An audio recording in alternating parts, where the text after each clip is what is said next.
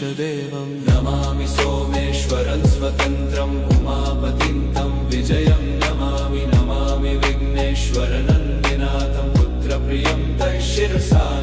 नमामि देवं भवदुःखशोकविनाशनं चन्द्रधरं नमामि नमामि गङ्गाधरमीशमीड्यमुमाधगं देववरं नमामि नमाम्यजादिशपुरन्दरादिसुरासुरैरचितपादपद्मं नमामि